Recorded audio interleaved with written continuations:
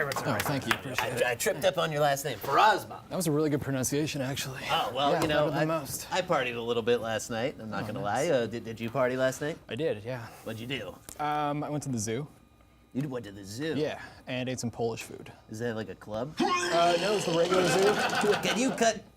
The regular zoo? Yeah. And then Polish food, more importantly. Okay. Yeah. But like, what was it, like the kielbasa queen that we got coming up? We did have some kielbasa, but I'm hoping it was not necessarily passed through the kielbasa queen prior to. Well, you don't knock it till you try it. That's true. So you're a cartoonist. You're Yeah. a comic artist. Mm-hmm. And just tell me, what is poorly drawn lines for those that don't use the internet successfully? It's an internet comic strip about pretty much anything I want it to be about. It's generally an absurd social satire, but sometimes it can get a little bit more political.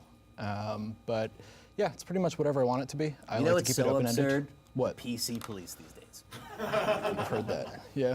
Do you ever knock them down a peg?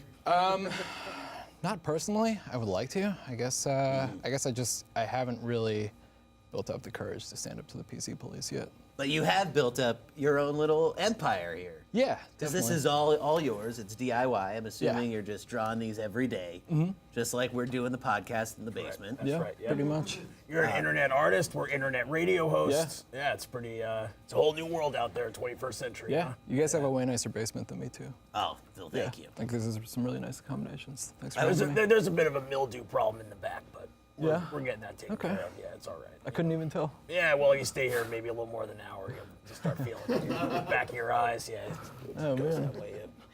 I was doing a little research, and I found this headline. This is from Mother Jones. They say, "Why do I like Reza Farazmand's stupid comics so much?" Yeah, that was my first ever review in a major newspaper. So who They is called Mother me Jones? stupid. It's okay. So I work on the internet, and you guys work on the internet, but I guess things used to be printed on paper, and that's what Mother Jones is. Okay. It's like the internet on paper. Would you And agree? You have to buy it once. Would a you month. agree that your comics are stupid? Yeah, I guess I would. Like, it was fair criticism at the end of the day. Pretty good. It's pretty good. You get paid pretty good for it. Yeah, decently well. Yeah, pretty I think good. I think the stupider, the richer you get. Yeah, pretty that's much. true. That's what we've been trying to do for Yeah. 25 years now. So Oh man. Now, I want to make it clear now, the special without Brett Davis does exist in the Marvel Cinematic Universe. So you're not drawing comics of maybe like the famous superhero that exists in real life, Iron Man. No. No, these are more on the Harvey Picard side of things. Yeah, exactly. Which is funny because Harvey was actually once on our freak bus. We almost tricked him into it. Oh, that's right. Yeah. We Yeah. gave him. And then we gave him a swirly later on. That was good. Yeah. So mean to Harvey Picard. Yeah. Very mean to him. Very. You know, he was a real freak. Oh yeah. Oh yeah. Oh yeah. I didn't He know was that getting about in the- Picard. He was getting in the Dildome. He was riding them Sibians all the way to Cleveland. Oh, Wow. no, that. We cut that out. Sorry, I didn't yell. Yeah, no problem. Here's a question. This might be a little personal. Yeah. Do you ever draw a hot chick and get like a huge boner? You know, I've had to avoid drawing hot chicks for that very reason. They're just they're too realistic. Yeah. So yeah. you It's know. wet t-shirt It's Wednesday. yeah, Do you know what that means? Unrelated. It's unrelated. But it's true. It is Wet T-Shirt Wednesday. I love that movie Heavy Metal growing up. yeah. That might have been where it started. Wet t-shirt Wednesday. Oh my God! Do you know what? This what that ad literally means? needs to stop. It's so distracting. I tried to be as transparent as possible. You ever see the little cartoons they put in the back of the Hustler magazines? Yeah. Yeah, they're real well drawn. This is a true story. My first ever byline in a magazine was in Hustler. Really? Yeah, I wrote a story about at my school there was like a huge drug bust. Like the FBI was monitoring a ring of like fraternities that were moving cocaine from What Mexico fraternity to were you San in? Diego. I was not in a fraternity. What? I was on the school newspaper, so I got to write about this, and then it got republished in Hustler. So did you yeah, get to meet it the was big in man? Hustler. No, not the big man himself. Dang it. Yeah. So how'd you get from, like, what was the start? Were you passing around comics in high school? Yeah, exactly. Yeah. I started drawing comics for my high school newspaper, and it was called Teacher, Teacher, and I was basically just like an angsty 17-year-old making fun of teachers. And then I started doing the same thing for my college newspaper, just as a way to like make fun of things that I wanted to make fun of. And then it eventually became a webcomic, and then it kind of blew up from there. Now, did you ever do any drawing on the bathroom walls? Because that's where I did most of my art. Yeah, a little bit. We actually had this whole like graffiti hall at my school where we could draw, and then they painted over it eventually. It was kind of sad. But yeah, there are some original poorly drawn lines comics like hidden underneath layers of blue paint in this one hall at UC San Diego. So what was the big shift between something that you're passing around? Was it just gradual year by year? How long have you been consistently making these things? Yeah, so I guess I've been making them for about 10 years now, and it kind of, I realized that it could be big when one of them blew up on Reddit and got to the front page, and then I got like a ton of traffic that I'd like never seen before to my website. And at that point I was like, maybe I could do something with this. And then it took like another 6 years before I could actually do something with it. Well, shout out to the Red Pill on Reddit for blowing your comic book. Yeah, pretty much. Good for you. Yeah. Yeah, they're fine folks over there on Reddit. Yeah. So every one of these strips, there's a random situation. Everything is new, but sometimes there's some recurring characters. Yeah. Like on our show, we had Shitty Linda before she passed. She was a recurring character for us. Yeah. We also had Dolph, the Nazi lifeguard. Well, We had Isis, the Muslim drag queen. Tommy the pedophile clown. Cummy, the pedophile clown. Also, You've got R.I.P. Ernesto, Yeah. who's a green bear from outer space. yes. Tell us about Ernesto. What makes you keep going back to him? Yeah, he just is super jaded and doesn't believe in anything and hates everything. So, Sounds like the Moose. yeah, a little bit, I guess. I'm a little angsty. Yeah. Oh yeah, absolutely. Yeah, I get pissed off. Yeah. Real quick. You know. Well, you've got a good outlet for it here. Well, that's absolutely true. That radio is my. I mean, it's kind of my. It's like my therapy. You know, it keeps me. If I wasn't on the radio, I'd be out fucking Fifth Avenue. You know, just.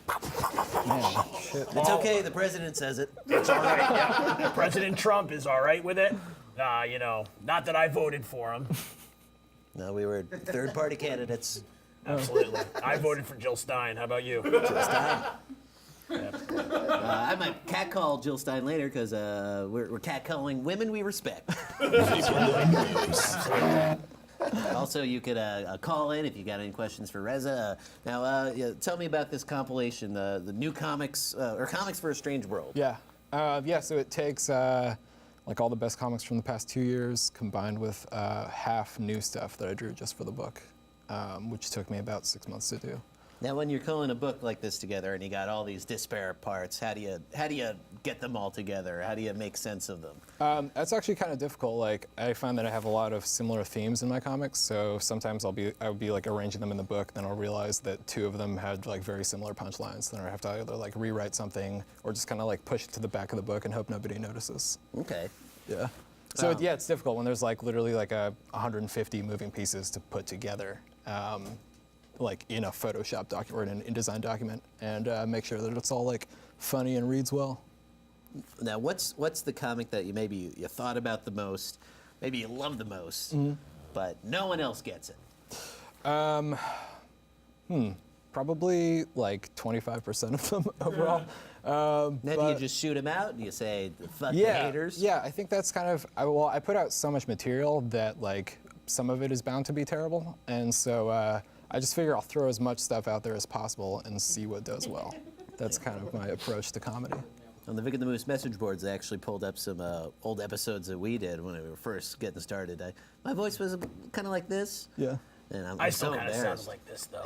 You guys sound very manly now. So. Yeah, we're definitely Very very authoritative. Manly. Absolutely, we are strong men.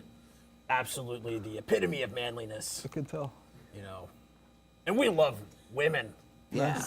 Yeah, yeah, hot ones, ugly ones. Do you have any collaborators? Anybody you work with? Because I feel like this might be something that you just got tunnel vision on it. Yeah, it's pretty much all me. I have worked with other people before. I've collaborated with a couple of other internet comedians on some YouTube videos, but for Poorly Drawn Lines, it's all me, yeah. And with those other comedians that you collaborated with, did they ever were any lines crossed ever? No, well, no, not really. It's difficult to work with other people sometimes, though, especially if you're like so used to working on your own, like just being in a studio by yourself, coming up with jokes. Sitting down and actually collaborating with somebody is like a totally new experience. I mean, it must be so intense being so close to somebody for like such a amount of time. Yeah, definitely. I mean, I guess lines can be crossed sometimes. Yeah, lines do get crossed. That's absolutely But like, I find that it makes relationships stronger in ways, you know? Yeah, that's what we're hoping for, right? Like, I just wouldn't worry about any, you know, yeah. Yeah, sometimes when you collaborate with someone for so long, you know, you end up with this, you know, this like telepathic connection with them that's like beyond the physical. You know what I mean? When Yeah. You're just like, you know, you're sharing a brain, you're sharing a body. Yeah. You know, you're sharing a whole life together, and it can be really hard to navigate that sometimes, but. Sometimes you wish you could scream things with your eyes. And hear them with your soul.